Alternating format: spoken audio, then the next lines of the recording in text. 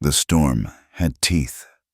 Jacob Harlan pressed his palm against the bullet wound in his side, feeling warm blood seep between his fingers as his horse stumbled through knee-deep snow. Behind him, somewhere in the white fury of the blizzard, he could still hear the posse's dogs baying. The sound came and went with the wind, sometimes close enough to make his heart pound, sometimes so distant he wondered if death had finally claimed him, and this was hell. An endless winter chase through mountains that scraped the belly of heaven. His horse, a sturdy Mustang he'd stolen 3 towns back, wheezed beneath him, its sides heaving with each labored step. Ice crystals formed around its nostrils, and Jacob knew the animal wouldn't last much longer. Neither would he. Come to think of it, the cold had long since numbed his extremities, and the wound in his side sent fire through his body with each movement. The failed stagecoach robbery played through his mind like a fever dream. It was supposed to be simple.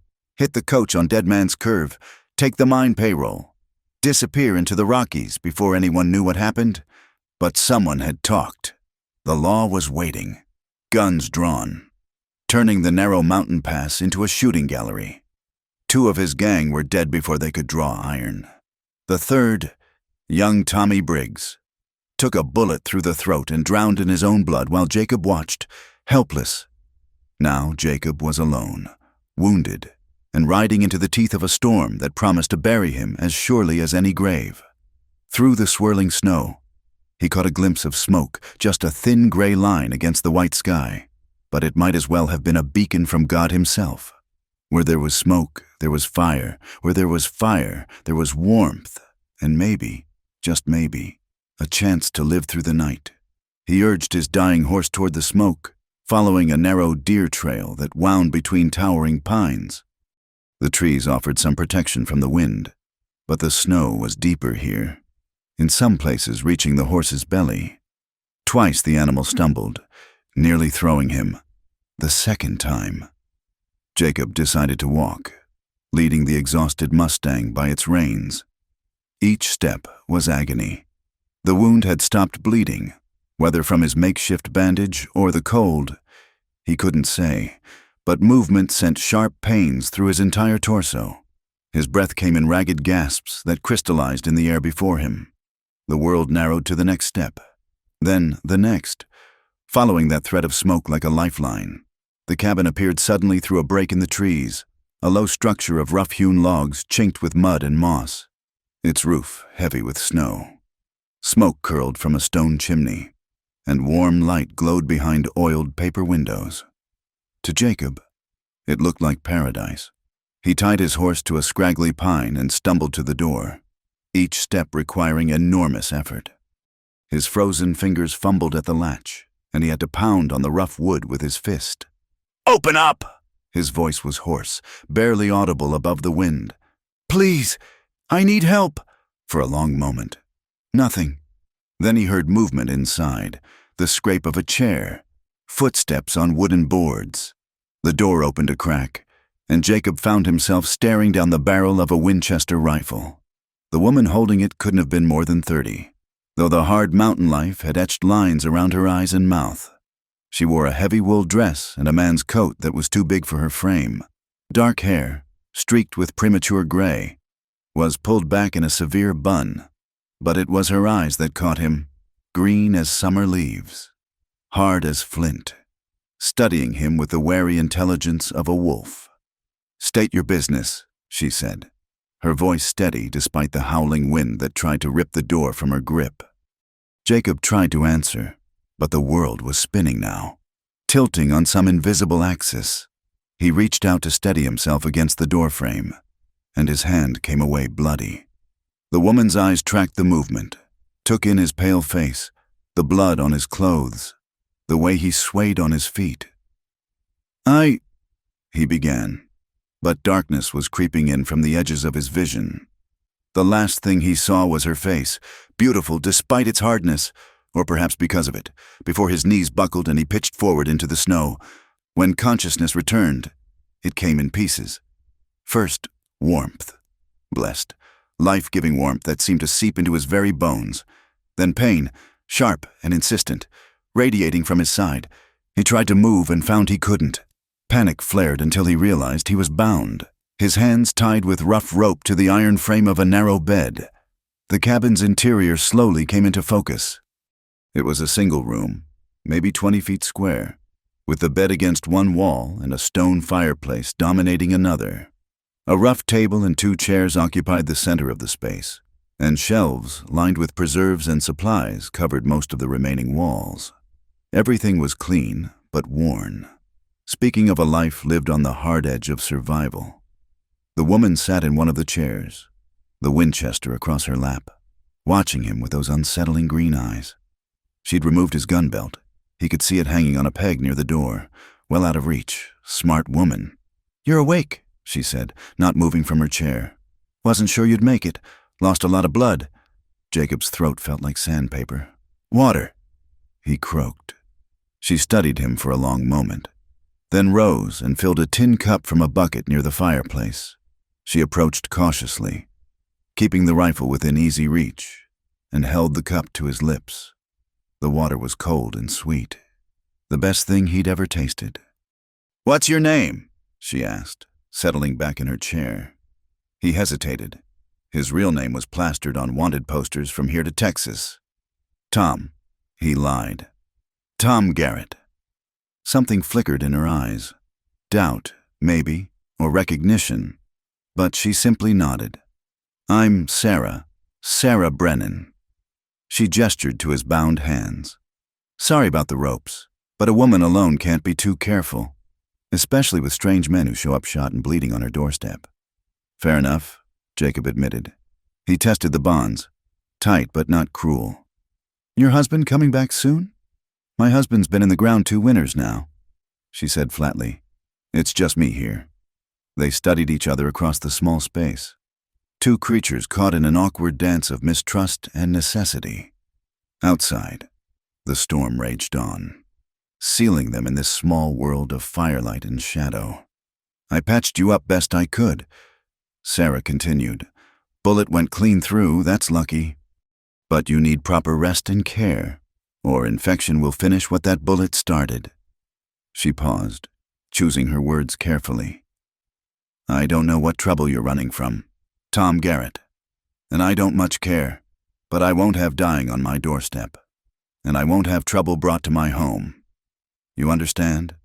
Jacob nodded, though they both knew trouble had already arrived. Bound to her bed with rope and bleeding through her clean bandages. "Good." She rose, setting the rifle against the wall but still within reach. "There's stew on the fire. You need to eat. Keep your strength up." As she ladled thin venison stew into a bowl, Jacob studied her movements, economical, practiced, with a kind of fierce grace that spoke of years fending for herself in this unforgiving wilderness.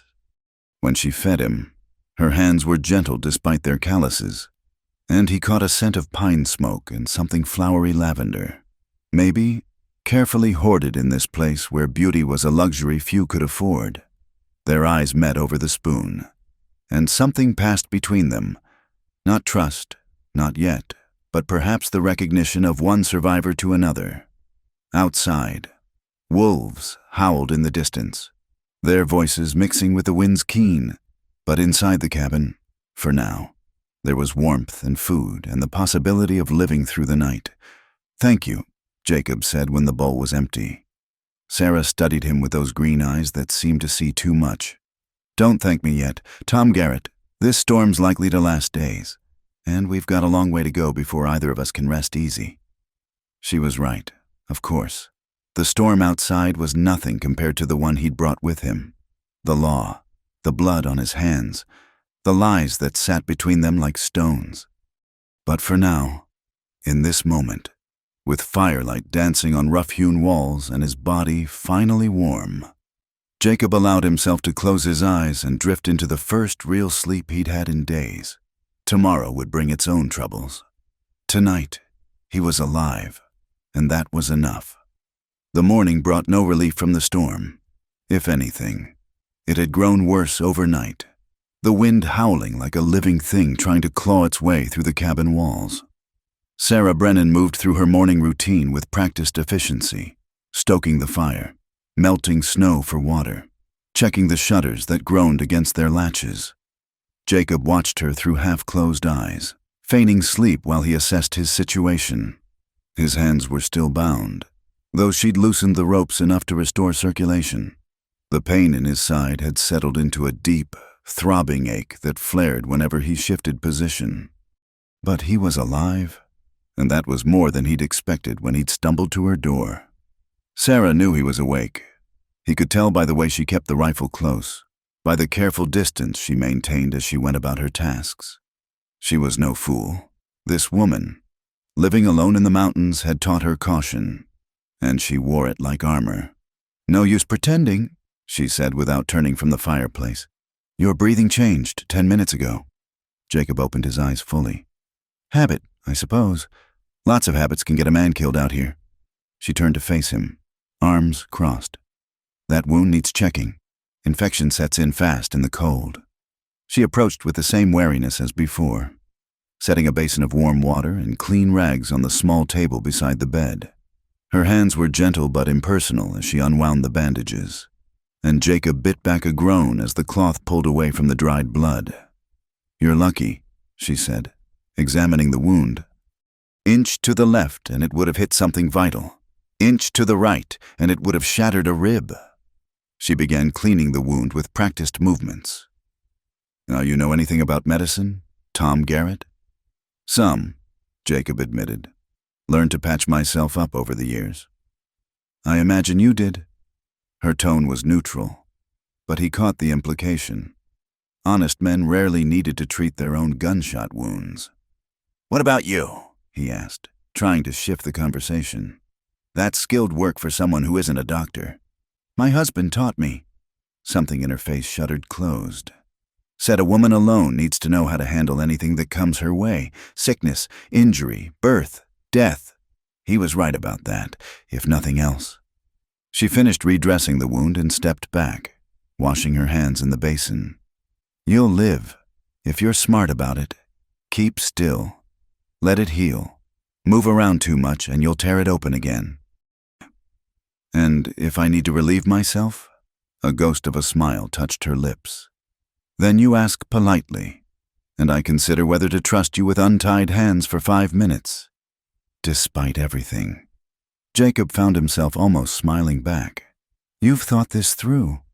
"I've had 2 nights to think while you were fevered. Plenty of time to work out the arrangements." She dried her hands on her apron. "Now, you hungry?" He was desperately so. She brought him cornmeal mush with a dollop of preserved berries, feeding him with the same impersonal care she'd shown while tending his wound. The food was simple but good, and he found himself wondering how she managed to preserve berries this late in winter. "You're wondering about me," Sarah said, settling back in her chair with her own bowl. "I can see it in your face. Just trying to figure out how a woman survives alone up here. Same way anyone does. Hard work, careful planning, and a good rifle." She took a bite of her mush. "My husband, Daniel was his name, he had grand plans for this place. Going to run cattle, maybe start a trading post when the railroad came through, but the railroad went south, and the cattle couldn't handle the winters. Then he got himself killed trying to help someone who didn't deserve it, and I was left with nothing but this cabin and stubbornness." "I'm sorry," Jacob said, and meant it. She shrugged. 3 years ago, I might have cried over it. Now it's just how things are." Her green eyes fixed on him. "What about you, Tom Garrett? What's your sad story?" He'd prepared for this question, had a lie ready about being a ranch hand heading south for work, but something in her direct gaze made the words stick in his throat. "Nothing so noble as yours," he said finally. "Just a man who made bad choices." "Most men do." She rose and began clearing the dishes. "Question is whether they learn from them." The day wore on in strange domesticity. Sarah went about her chores, mending clothes, checking her food stores, maintaining her weapons. She had 3 guns that Jacob could see: the Winchester, a Navy Colt revolver, and a shotgun mounted above the door. All were clean and well-oiled. This woman didn't just survive in the wilderness. She was prepared to defend her place in it. Around midday, she surprised him by bringing out a worn book. "Can you read?" "Some," Jacob admitted. His education had been spotty at best, a few months here and there in schoolhouses across the frontier, plus whatever he'd picked up on his own. Good. Gets mighty quiet up here in the winter. She opened the book seemingly at random. David Copperfield. My husband loved Dickens. Said it reminded him that other folks had hard times too. She read aloud in a clear, steady voice, and Jacob found himself drawn into the story despite himself. It was surreal, lying there, wounded, wanted by the law, listening to a woman he'd just met read about the troubles of an English orphan while a blizzard raged outside. When she tired of reading, she set the book aside and studied him. You're not Tom Garrett. It wasn't a question. Jacob's muscles tensed, but there was nowhere to run, nothing to do but meet her steady gaze. What makes you say that? Tom Garrett was my husband's cousin. Good man, but dull as dirt and settled in Missouri with 6 kids. She leaned back in her chair.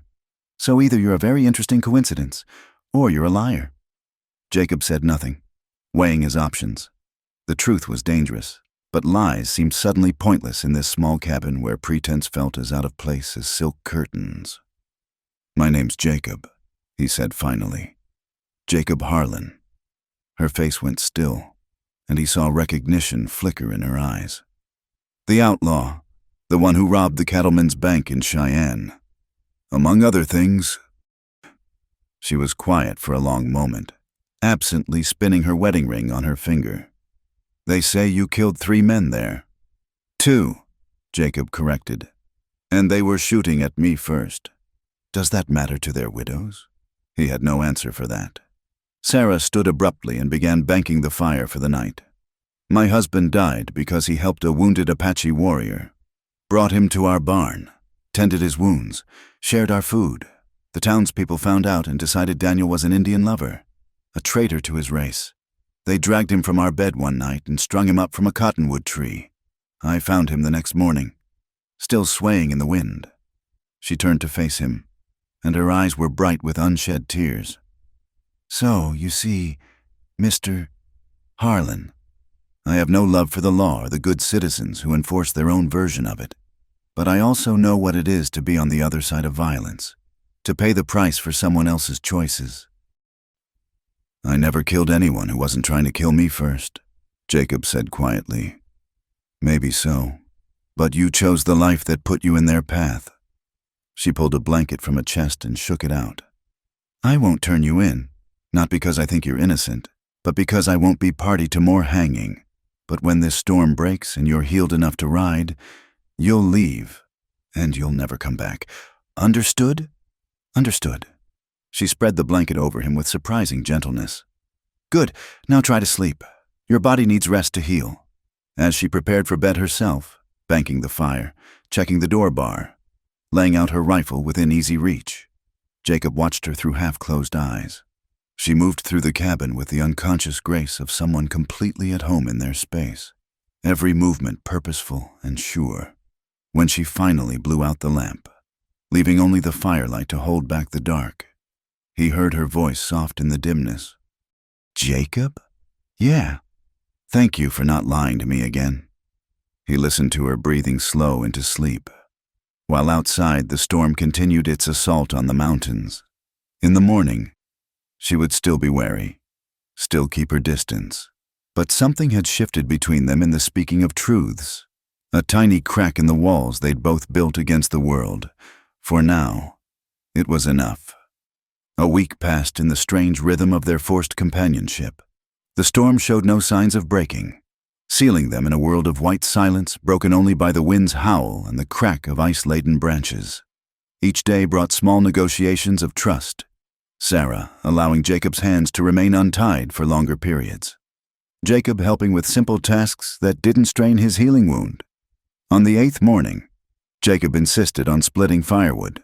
Sarah protested, but their wood pile was running dangerously low, and they both knew one person couldn't maintain the cabin alone indefinitely.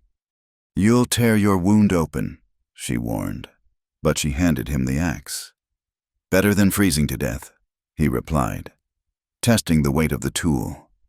She watched from the doorway as he worked, ready to intervene if he faltered. The first few swings sent fire through his side, but he gritted his teeth and continued. The rhythm came back slowly. Lift, swing, split. His body remembered this honest work from before everything went wrong, when he'd been just another hand on a ranch in Texas, dreaming of nothing more than his own small spread someday. Sarah said nothing, but he caught her watching with something that might have been approval. When he'd split enough wood for 2 days, she helped him inside and checked his bandages. The wound had seeped a little but hadn't torn. "You're stubborn," she said, applying fresh bandages. "Pot calling the kettle black," he replied, which earned him the ghost of a smile. That night, the wind died to a whisper, and in the sudden quiet, they could hear wolves howling in the distance. Sarah stood by the window, peering through a crack in the shutters at the moonlit snow. "They're hunting," she said. "Prey's scarce in weather like this. They get desperate, take risks they normally wouldn't." "Like us," Jacob said without thinking. She turned to look at him. "How's that? Desperate creatures taking risks." He gestured between them. "You, keeping an outlaw in your home. Me, trusting a woman with every reason to turn me in for the bounty." "How much are you worth?" she asked, and there was something almost teasing in her tone. $500. Last I heard, maybe more by now." "That's a lot of money."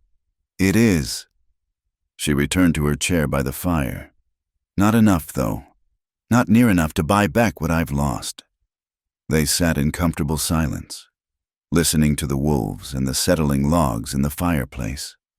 Jacob found himself studying her face in the firelight, the determined set of her jaw, the way she absently tucked escaped strands of hair behind her ear, the faraway look that came over her sometimes when she thought he wasn't watching. "Tell me about him," Jacob said suddenly. "Your husband."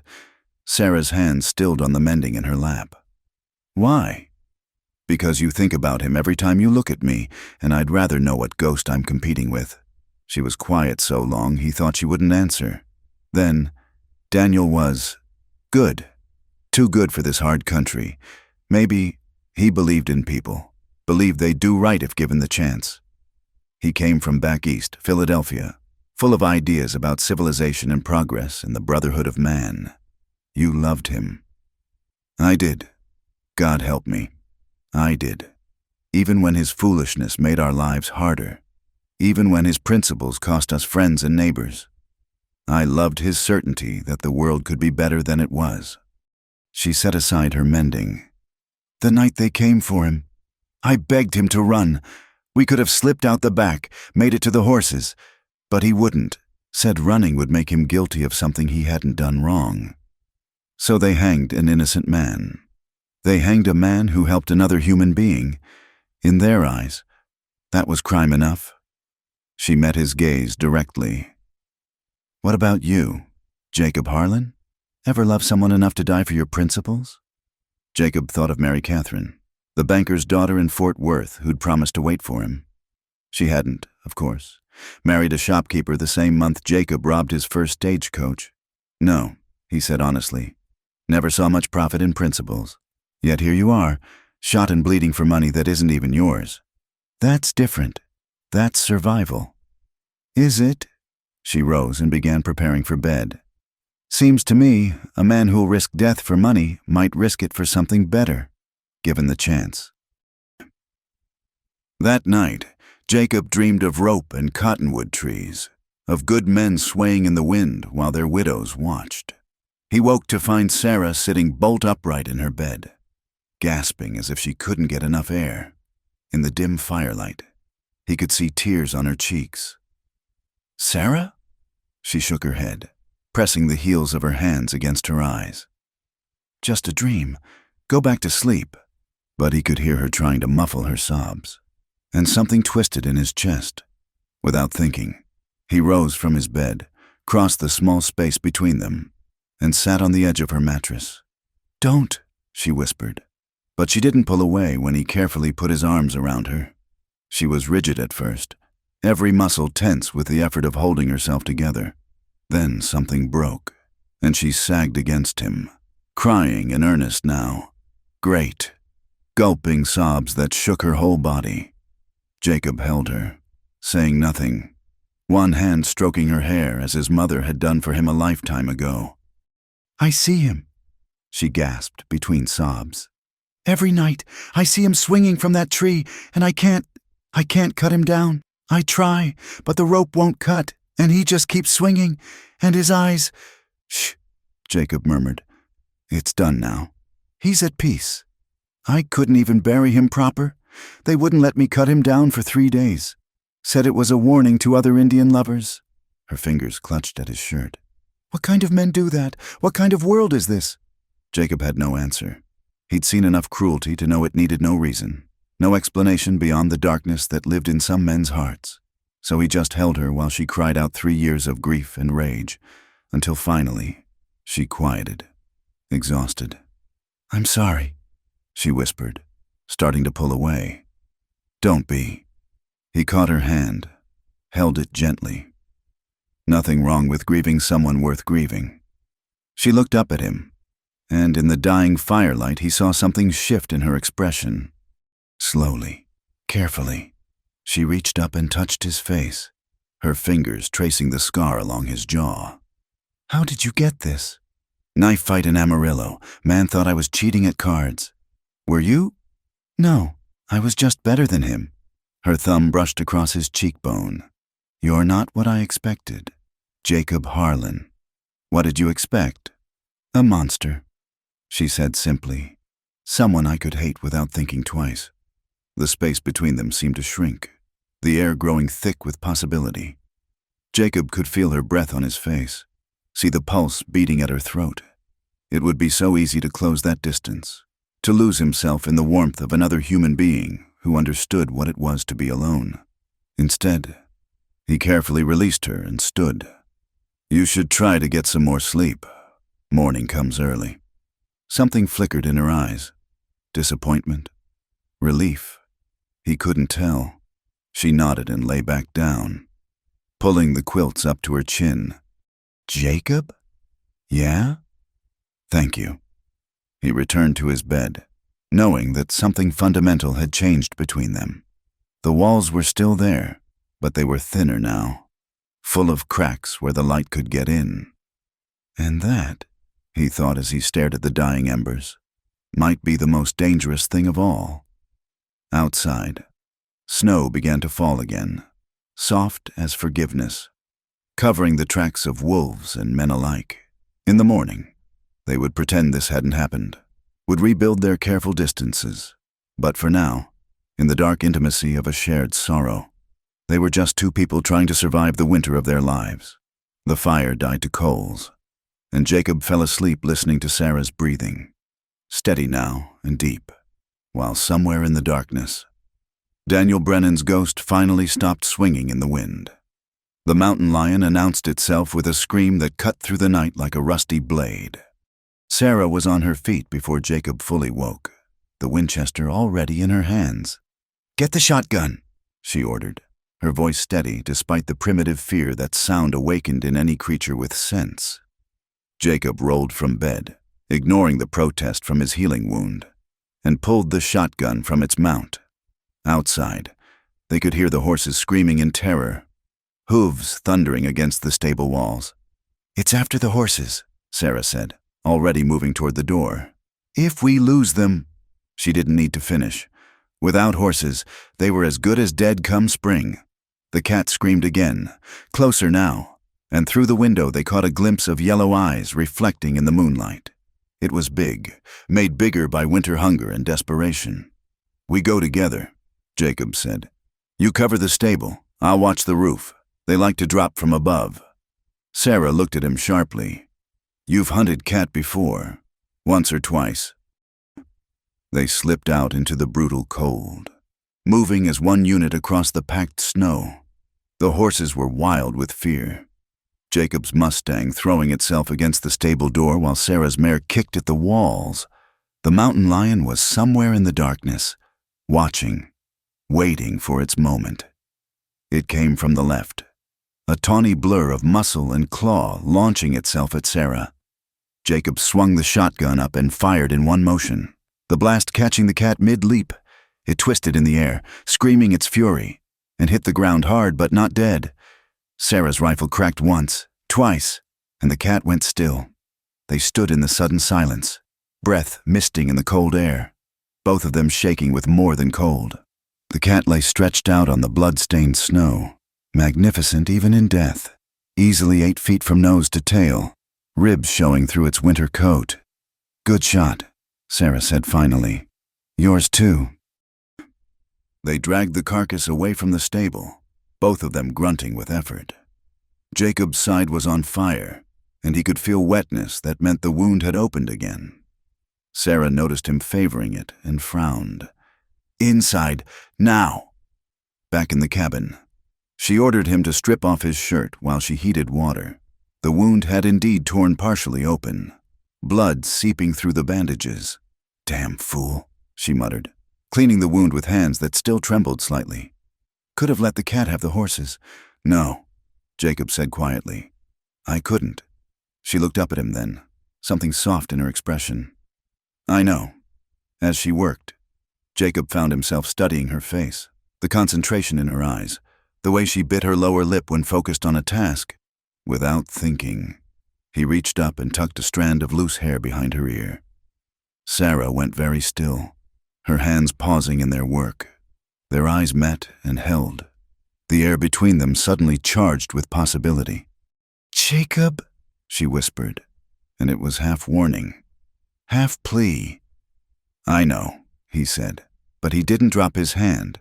His thumb traced the line of her jaw, and he felt her shiver. "This is not—" She seemed to struggle for words. "We can't—" "Why not?" The question came out rougher than he intended. "Because I'm an outlaw? Because you're still mourning? Because the world says it's wrong?" "Because you'll leave," she said simply. "Soon as the snow melts and you're healed, you'll ride out of here and I'll never see you again. And I've had enough of loving men who leave me, one way or another." The truth of it hung between them like a blade. Jacob wanted to deny it, to promise he'd stay, but the lies died in his throat. He was what he was, a man with blood on his hands and prices on his head. He couldn't offer her anything but more pain. "You're right," he said, dropping his hand. "I'm sorry." Sarah finished bandaging his wound in silence, her touch returning to the impersonal efficiency of those first days. When she was done, she stood and began cleaning up, her movements sharp with suppressed emotion. "Sarah, it's late," she interrupted. "We should sleep." But sleep wouldn't come for either of them. Jacob lay listening to her restless movements, the small sounds of a person trying too hard to be still. Finally, near dawn, exhaustion won and he drifted off. He woke to sunlight streaming through the windows and the smell of coffee brewing. The storm had finally broken, leaving the world outside crystalline and brilliant. Sarah stood at the window, cup in hand, watching the sun paint the mountains gold. "It's beautiful," she said without turning. "Daniel used to say mornings like this were God's apology for the hard nights." Jacob rose carefully, testing his side, sore but manageable. He poured himself coffee and joined her at the window. The landscape was indeed magnificent, endless white broken by dark pine and the blue shadows of hidden valleys. "I had a woman once," he said quietly. "Before all this, Mary Catherine was her name, banker's daughter, pretty as a spring morning and twice as sweet. She said she'd wait for me while I made my fortune out west." "Did she?" "No. Married a shopkeeper before I'd been gone 6 months. Can't say I blame her. I wasn't much even then, just a ranch hand with big dreams and empty pockets." Sarah turned to look at him. "Is that why you started robbing? To prove something to her?" Jacob considered the question. Maybe at first, but somewhere along the way, it became about something else. The thrill of it, the freedom, being outside everything, beholden to no one. He gave a bitter laugh. "Look where that freedom got me." "It got you here," Sarah said softly. They stood close enough that he could smell the lavender soap she used, see the gold flecks in her green eyes. The morning sun caught in her hair, turning it to burnished copper. She was beautiful in a way that had nothing to do with youth or softness, beautiful like the mountains themselves, shaped by hardship into something enduring. "Last night," she began, then stopped, seeming to gather courage. "When you held me, no one had done that since. It's been so long since anyone touched me with kindness." "Sarah." "No, let me finish." She set down her coffee cup and faced him fully. "I know what you are. I know you can't stay, but I'm so tired of being alone. Jacob, tired of being strong all the time, of having no one to share the load."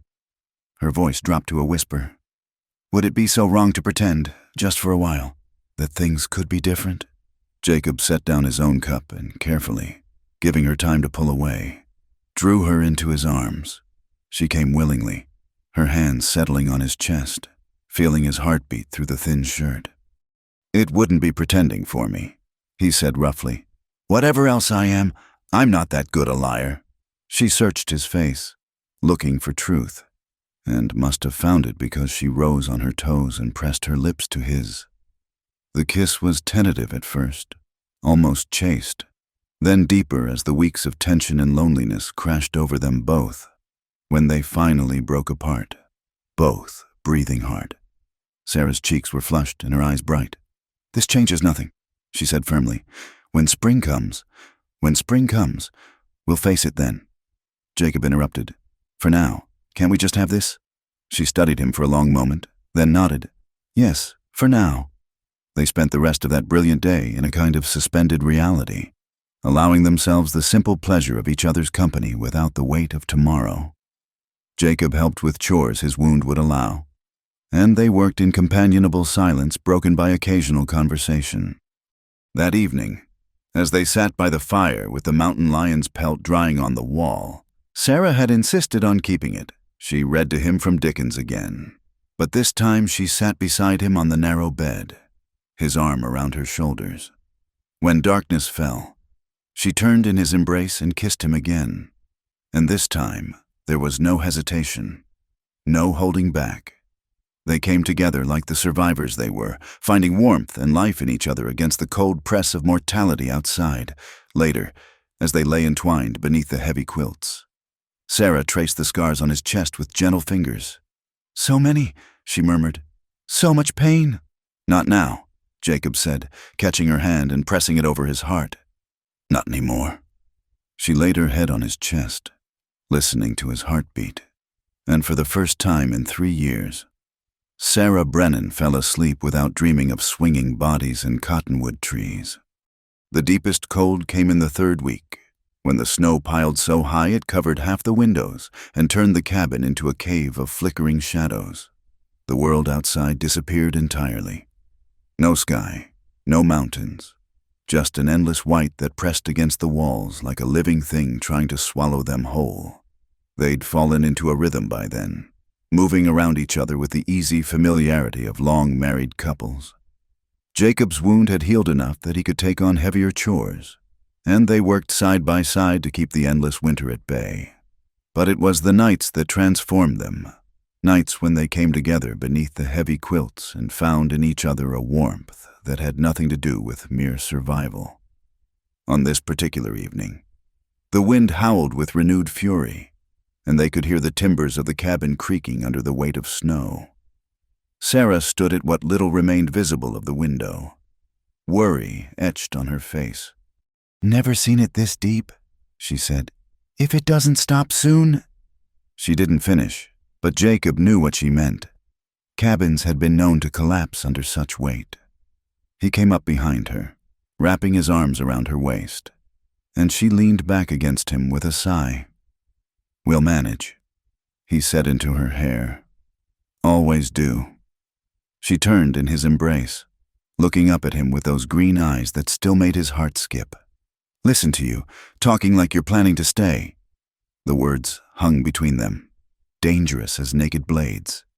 They'd been careful not to speak of the future, to live only in the eternal now of storm and snow. But reality had a way of creeping in through the cracks. "Sarah, no." She pressed her fingers to his lips. "Don't say it. Don't say anything that isn't true." He caught her hand, kissed her palm. "What if it is true? What if I want to stay?" "Wanting isn't enough." Her voice was steady, but he could see the pain in her eyes. You think I don't know who you really are? Jacob Harlan isn't just some small-time thief. You're wanted in 3 territories. There's nowhere you could go that they wouldn't eventually find you. We could go north, he said desperately. Canada. Maybe start fresh where nobody knows either of us. Running forever. She shook her head. That's no life. Jacob. Not for you. And not for me. I've got roots here, painful as they are. This cabin, this land, it's all I have left of Daniel, of the life we tried to build. Jacob wanted to argue, to rail against the unfairness of it all. But she was right, and they both knew it. He was a marked man, and anyone close to him would bear that mark too. He'd already cost her so much just by darkening her doorstep. That night, they made love with a desperate passion, as if trying to store up enough warmth to last a lifetime of cold. Sarah clung to him afterward, her face buried in the crook of his neck, and he felt wetness that might have been tears. I never expected this, she whispered. Never expected to feel anything again after Daniel died. Part of me wishes you'd never come here. Only part, he asked, trying for lightness. She raised her head to look at him, and her expression was fierce. The rest of me would do it all again, knowing how it ends. Is that foolish? If it is, we're both fools. They held each other as the storm raged on, and neither slept that night. There was too much to say, and no words adequate to say it. Too much to feel, and not enough time to feel it all. Morning brought an eerie stillness. The wind had finally died, and weak sunlight filtered through the snow-covered windows. They dressed in silence, the spell of the night broken by daylight's harsh truth. It was while Jacob was bringing in firewood that he saw them tracks in the fresh snow, too regular to be animal. His blood went cold as he recognized the pattern. Horses, at least 3, circling the cabin sometime during the night. He set the wood down carefully and checked the loads in his pistol. Inside, Sarah was kneading bread dough, humming softly to herself. She looked up when he entered, and her smile faded at his expression. What is it? Riders were here, during the storm. The color drained from her face. She wiped her hands on her apron with deliberate calm. How many? 3, maybe 4. They circled but didn't approach. Probably couldn't see the cabin clear in the storm. But they'll be back. Yes. Sarah moved to the window, peering out through a small, clear spot. Could be anyone. Trappers, maybe, or... It's not trappers. Jacob's voice was flat. Trappers don't circle a cabin at night in a blizzard. It's a posse, or bounty hunters. Someone told them I headed into these mountains. Sarah was quiet for a long moment. Then she turned to him, her chin raised in that stubborn way he'd come to love. Then we'd better be ready. We? He crossed to her, gripped her shoulders. Sarah, no, this isn't your fight. Isn't it? She pulled free of his grip. You've been living in my home for 3 weeks, eating my food, sleeping in my bed. You think they'll believe I didn't know who you were? You think they'll care?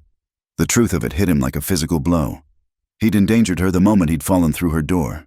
Even if he left now, the damage was done. She was marked by association, guilty of harboring a fugitive whether she'd known it or not. I'm sorry, he said helplessly. God, Sarah, I'm so sorry. Don't. Her voice was sharp. Don't you dare apologize for surviving. We've both done what we had to do. She moved to the gun rack, checking the loads with practiced efficiency. Question is, what do we do now? Jacob watched her, this remarkable woman who'd already lost so much and now stood to lose everything because of him. An idea formed, desperate and probably foolish. But it was all he had. You could turn me in, he said quietly. Tell them I forced you, held you hostage. The bounty would be yours. Enough to start over somewhere else.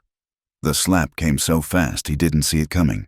His head rocked back, cheek stinging, and he found Sarah glaring at him with eyes like green fire.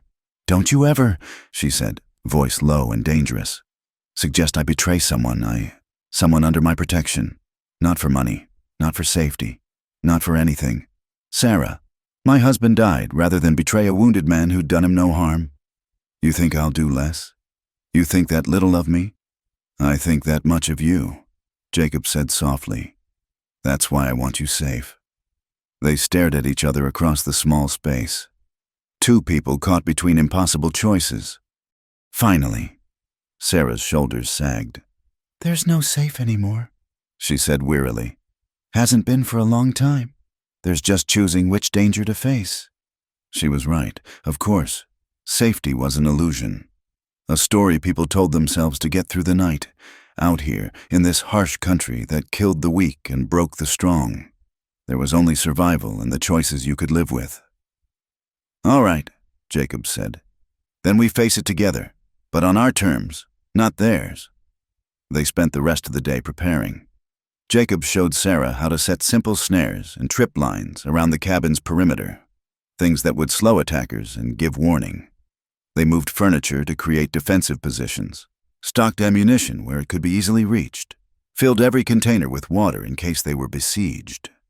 As darkness fell, they made their rounds one last time, checking every approach, every potential weakness.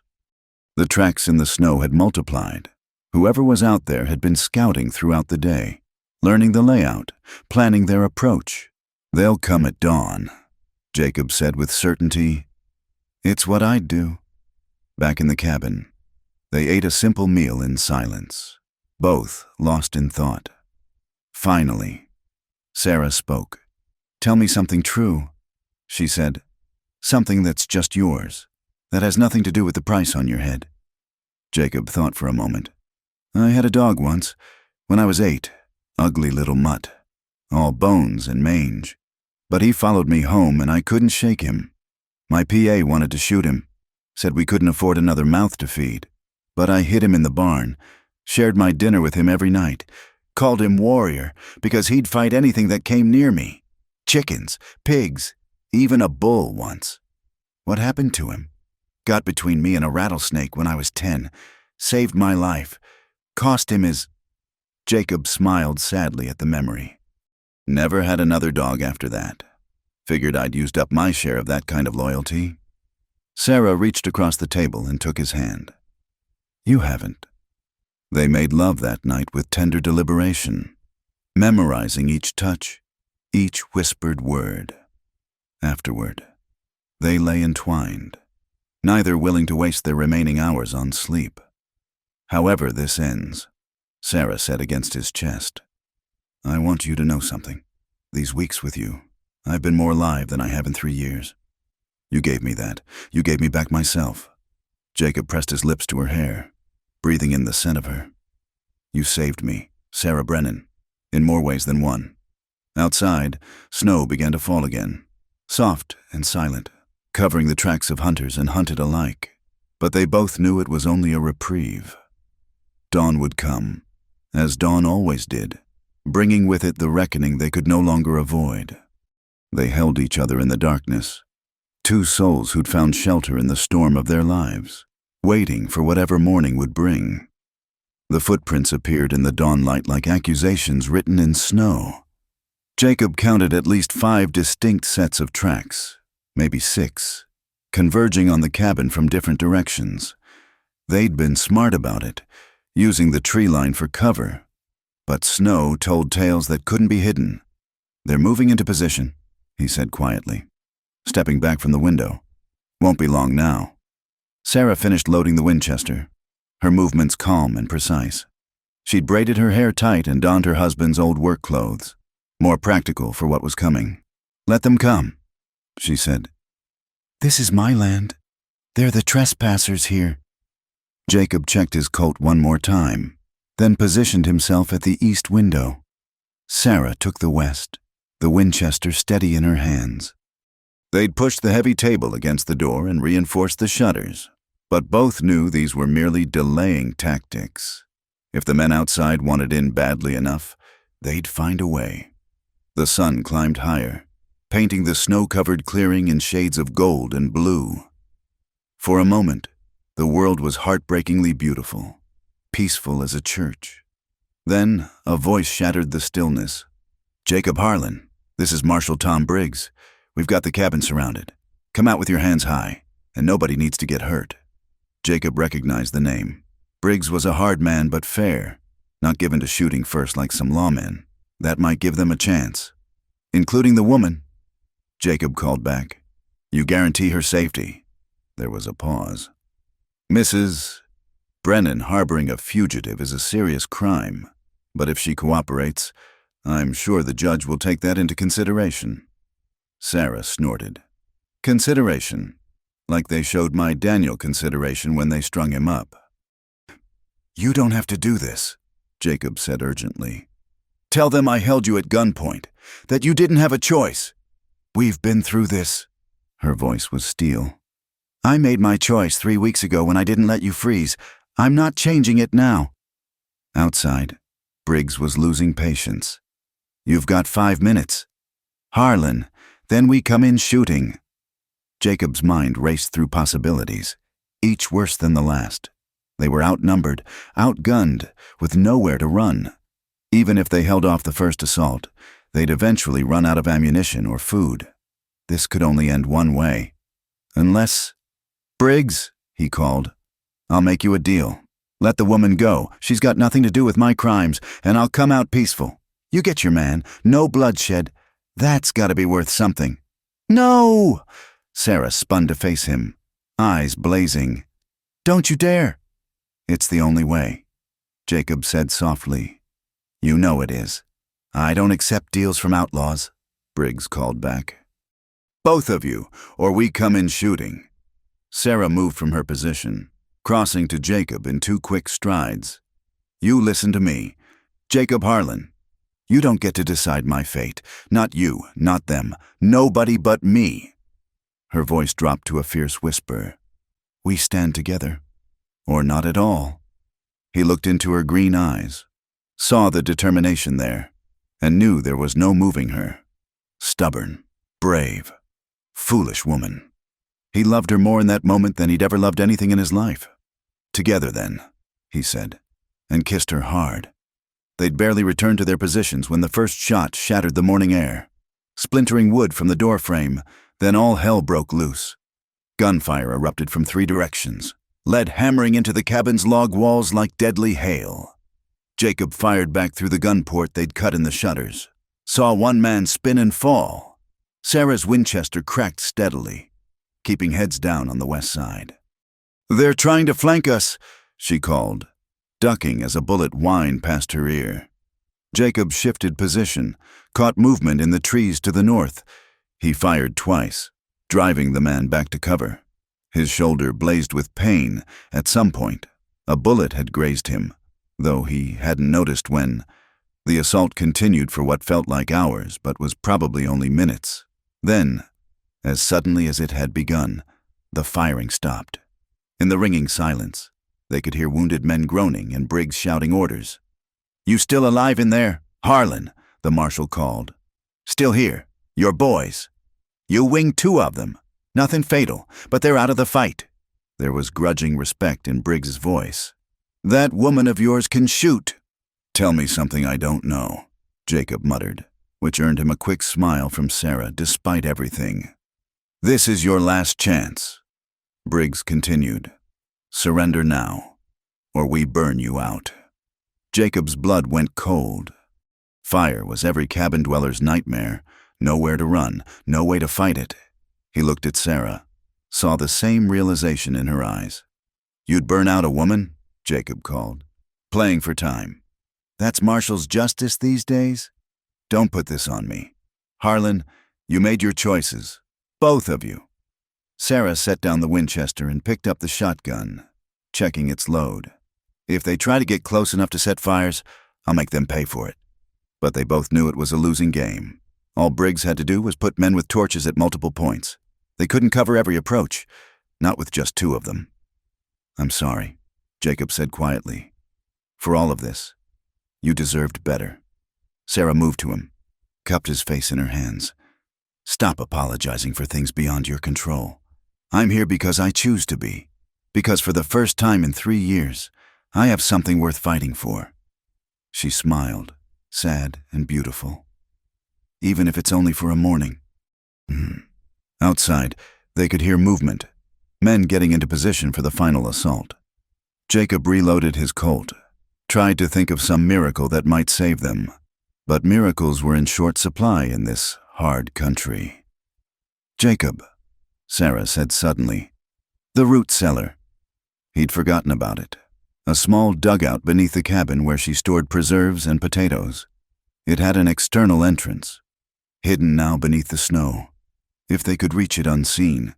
"They'll be watching the cabin," he said, but hope flickered despite himself. "Not the whole perimeter, not with men wounded." She was already moving, gathering ammunition and what supplies she could carry. "We go out through the floor. Come up behind the woodshed. The trees are thick there, if we can reach them." It was desperate, probably suicidal, but it was a chance, which was more than they'd had a moment ago. They worked quickly, using the iron pry bar to lift the floorboards. The cellar below was cramped and musty, but the external door was clear. Sarah went first, Jacob covering the cabin in case Briggs's men tried to rush them. "Harlan," Briggs called. "Time's up. What's it going to be?" "Give me a minute," Jacob called back. The woman's scared. "I'm trying to talk sense into her." He heard Briggs curse, but the marshal gave them their minute. It might be all they needed. Jacob dropped into the cellar, pulling the boards back into place above him. In the darkness, he felt Sarah's hand find his. "Ready?" she whispered. "No," he said honestly, "but let's go anyway." She pushed open the external door, and clean winter air flooded in. They emerged behind a snowdrift, hidden from the cabin's front. The woodshed was 20 feet away. The tree line another 30 beyond that. It might as well have been a mile. "On 3, Sarah breathed. 1, 2. A shout went up from somewhere to their left. They'd been spotted. "Run!" Jacob grabbed her hand, and they plunged through the deep snow toward the trees. Gunfire erupted behind them, bullets whining past like angry hornets. The woodshed exploded in splinters as they passed it. And then they were in the trees, branches whipping at their faces as they ran.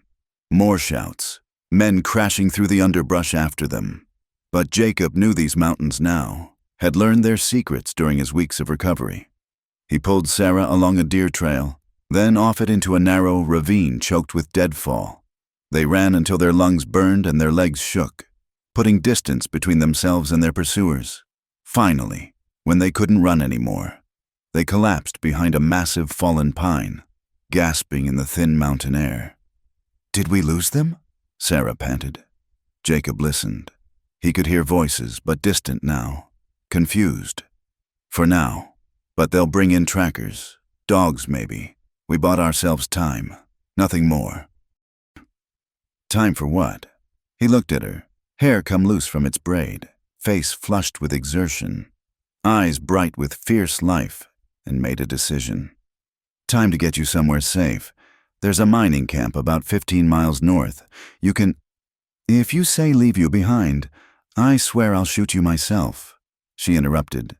"Sarah, be practical. Together we're easy to track.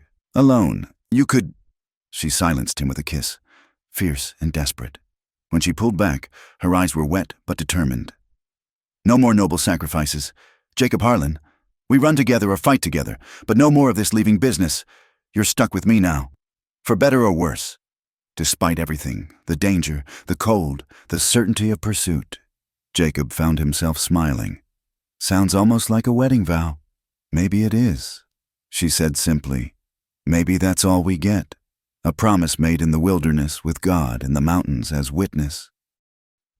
He kissed her again, softer this time, sealing whatever promise they were making. Then he helped her to her feet. "North, then," he said. Together, they set off through the snow-laden forest, two figures against the vastness of winter and mountain. Behind them, smoke began to rise from the direction of the cabin, Briggs making good on his threat. But they didn't look back. Whatever lay ahead, capture, death, or by some miracle, freedom. They would face it as they'd faced everything else these past weeks. Together. Dawn came like judgment, painting the snow crimson with first light. They'd made camp in a shallow cave, little more than a depression in the rock face. But it had hidden them through the night. Jacob woke to find Sarah already alert, the Winchester across her knees, standing watch as she'd insisted on doing for the last hours before sunrise. "You should have woken me," he said, sitting up stiffly. Every muscle ached from their flight through the mountains. "You needed rest more than I did." She didn't take her eyes off the approach to their shelter. "That shoulder's still bleeding." He touched the makeshift bandage, felt the wetness there. The graze from yesterday's fight had opened during their escape, but there'd been no time to tend it properly. "I've had worse. That's not the comfort you think it is." Despite everything, he smiled. Even now, fleeing for their lives, she could still make him want to laugh. He moved to sit beside her, their shoulders touching. "They're coming," she said quietly. "I can feel them." He didn't argue. The mountains had a way of telling you things if you listened, and Sarah had been listening to these mountains for 3 years, as if summoned by her words. They heard it, the distant baying of hounds. Jacob's heart sank. Dogs changed everything. No trick of backtracking or false trails would throw them off the scent. "How far?" Sarah asked, her voice steady. 2 hours, maybe less. He stood, pulling her up with him. "We need to move." They broke camp quickly, destroying what little sign they'd left. The plan, such as it was simple. Reach the old trapper's bridge across Skeleton Creek. Once across, they could cut the ropes. Stranding their pursuers on the wrong side, it would buy them time to reach the mining camp, where they could lose themselves among the crowds. Maybe find horses, supplies, a chance at escape. But Skeleton Creek was still 10 miles through rough country, and the dogs were closing fast. They pushed hard through the morning, following game trails when they could, breaking their own path when they couldn't. The snow was deep here, in some places waist-high, and each step was a battle. Sarah never complained, never asked to rest, but Jacob could see the exhaustion in her face, the way she stumbled more frequently as the hours wore on. The baying grew closer, echoing off the canyon walls until it seemed to come from everywhere at once. Then, worse than the dogs, they heard gunshots, 3 evenly spaced reports, a signal. The hunters had found their trail. "Here," Jacob said, guiding Sarah off the main path into a thicket of young pines. "We make our stand here. We can't stop," she protested. "The bridge." "We'll never make it, not with them this close." He checked his Colt, counted his remaining ammunition. Not enough. Not nearly enough. But maybe we can slow them down, buy ourselves another chance. Sarah looked at him for a long moment, then nodded. She found a position behind a fallen log, the Winchester steady in her hands. Jacob took cover behind a boulder, watching their back trail. They didn't have long to wait. The first rider appeared through the trees, following the dogs eagerly. Jacob let him get close, then fired. The man toppled from his saddle, clutching his thigh. Not a killing shot, but it would take him out of the fight. Shouts erupted from the forest, and suddenly the air was full of lead. Jacob and Sarah returned fire, careful with their ammunition, making each shot count. The attackers pulled back, regrouping, and for a moment there was silence except for the whimpering of the wounded man. "Harlan," it was Briggs's voice, closer than Jacob had expected. "This is finished. You're outnumbered, outgunned, and out of places to run. Let the woman go. Whatever happens to you, she doesn't deserve to die for your crimes." "My crimes," Sarah called back, her voice ringing clear. "What about the crime of hanging an innocent man? What about leaving his widow to fend for herself while the good citizens of Willow Creek celebrated their justice? Where were you then? Marshal Briggs?" There was a pause. "I wasn't Marshal then, ma'am. But I heard about your husband. That was a bad business, and I'm sorry for it. But it doesn't change what's happening now." "Doesn't it?" Sarah's laugh was bitter. "You hunt us like animals for the crime of survival, of finding comfort in each other. Tell me, Marshal, what's the real crime here?" Jacob saw movement to their left, men trying to flank their position.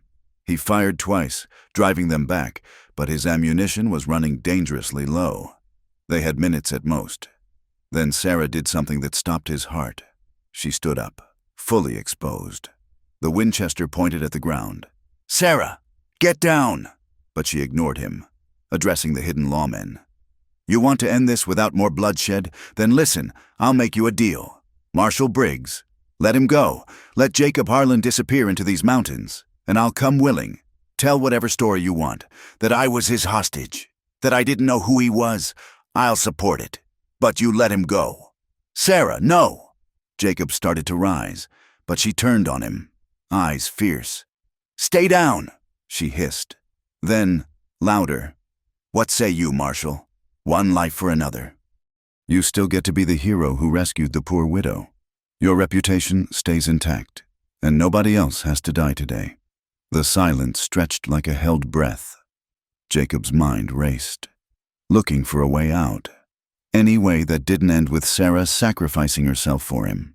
But before Briggs could answer, another voice cut through the morning air. Younger, harder, eager for blood. "To hell with deals! She's harboring a killer!" A shot rang out. Sarah spun, clutching her side, and fell. "No!" Jacob was moving before the echo faded, catching her as she collapsed. Blood seeped between her fingers, spreading dark across her shirt. Everything happened at once. Jacob fired wildly at the trees, rage making him careless. Return fire shattered the air around him. He felt a hammer blow to his shoulder, another to his leg, but he kept shooting until the Colt clicked empty. Then Briggs was there, knocking the gun from Jacob's hand, shouting for his men to hold fire. But Jacob only had eyes for Sarah, cradled in his arms, her face going pale as snow. "You promised," she whispered, blood flecking her lips. "You promised we'd face it together." "I'm here," he said desperately, pressing his hand over hers on the wound. "I'm right here. Stay with me, Sarah, please." She smiled, that sad, beautiful smile he'd fallen in love with. Was worth it. Every minute. No regrets. "Don't talk like that. You're going to be fine. We'll get you to a doctor." But her eyes were already losing focus, looking past him to something he couldn't see. Tell me something true." His throat closed, but he forced the words out. "I love you, Sarah Brennan. First time I saw you pointing that Winchester at me, I knew I was lost. You saved me in every way a person can be saved. That's a good truth." Her hand found his face, touch light as snow. "My turn. I choose this. Choose you. Would do it. All over again." "Sarah!"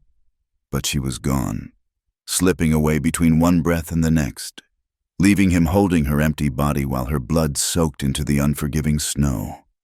A sound tore from Jacob's throat, part scream, part sob. Holy animal. He pulled her against him, rocking back and forth, oblivious to his own wounds. To the men standing in a silent circle around them, "Damn it," he heard Briggs say quietly. "Damn it all to hell, Williams, when I find out who took that shot." But Jacob wasn't listening. He was lost in his grief, holding the woman who'd shown him what it meant to be truly alive, the woman who'd chosen him, knowing the cost, and paid it without flinching. Time passed, minutes or hours. He couldn't tell.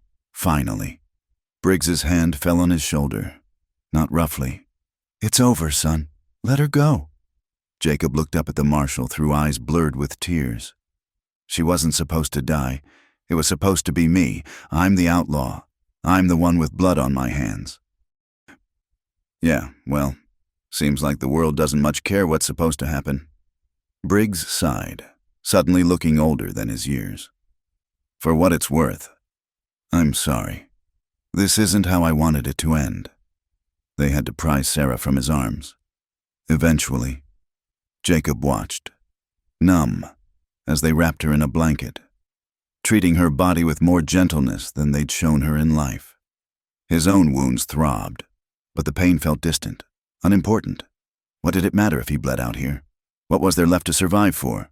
But his treacherous body refused to die.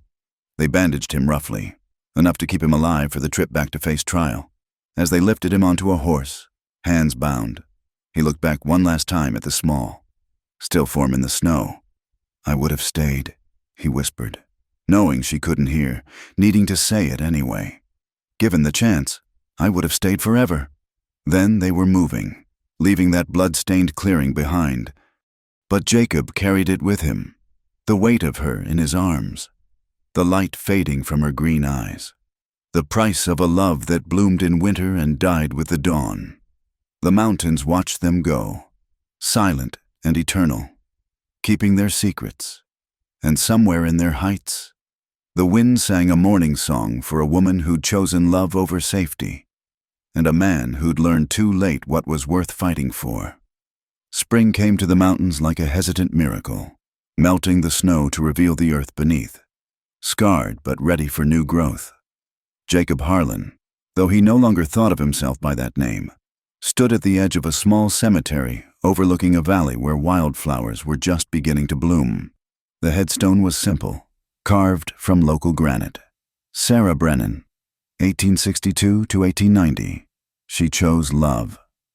He'd been coming here every week for 2 months now, ever since the trial that should have ended with a rope around his neck. But Marshal Tom Briggs had done something unexpected.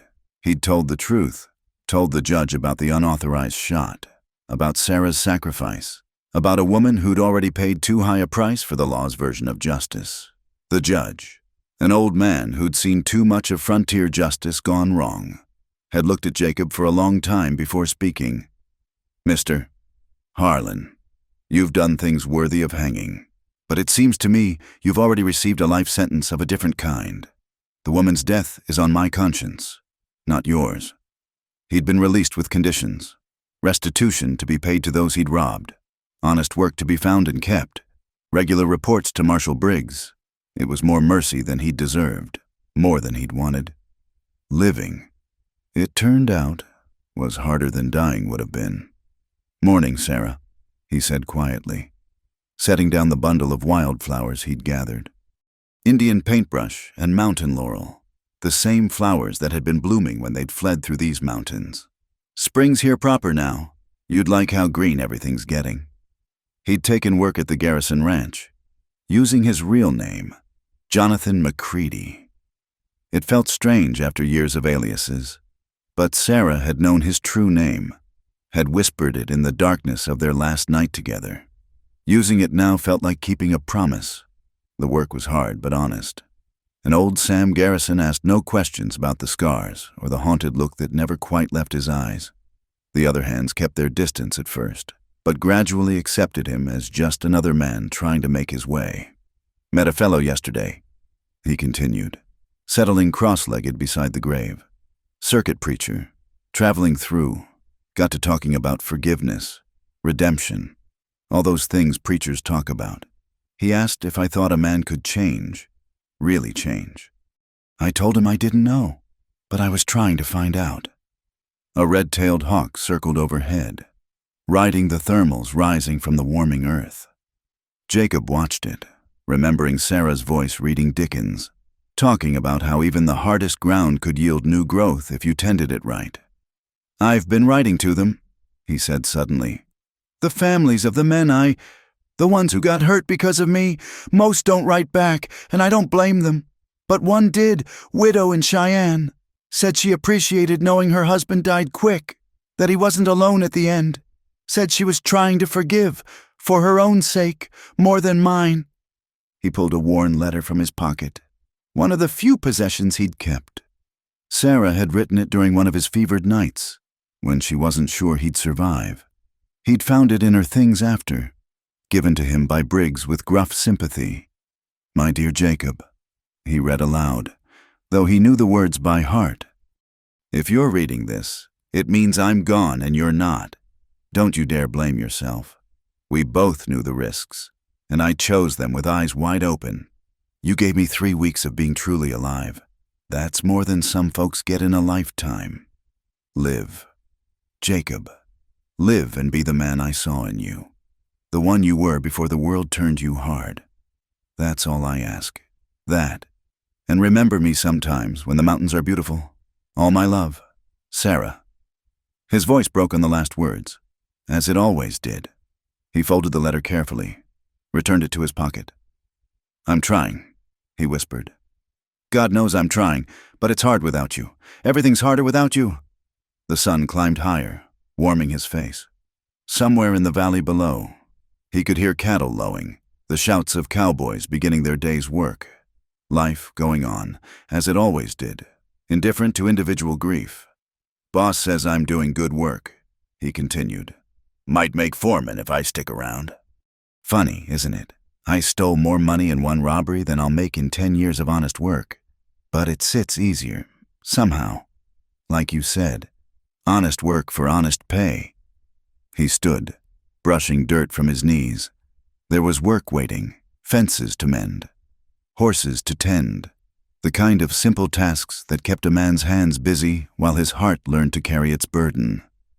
"I met someone yesterday needs mentioning," he said. "Hat in hand, young kid, maybe 16, hanging around the saloon trying to act tough. Could see myself in him, that hunger for something more than what life's handed out. I bought him a meal, told him about choices, about where they lead. Don't know if he listened, but I had to try. Figured you'd want me to." A breeze stirred the wildflowers, carrying the scent of pine and new grass. For a moment, he could almost imagine her there beside him, green eyes bright with approval. "Williams, the one who shot you, he got drummed out of the service. Briggs saw to that. Doesn't bring you back, but at least he won't be carrying a badge anymore." He paused, struggled with the next words. "I wanted to kill him. For weeks. That's all I thought about. But then I remembered what you said about the cycle, about violence begetting violence. So I let it go. Figured you'd already paid enough for everyone's sins." The town bells rang the hour, echoing across the valley. Time to go, to return to the world of the living. But he lingered another moment, hand resting on the sun-warmed stone. "I love you, Sarah Brennan," he said simply. "Loved you from that first moment you opened your door, rifle in hand, ready to face down the storm. Love you still, and will until I join you on the other side of this veil of tears. Thank you for saving me. Thank you for showing me who I could be."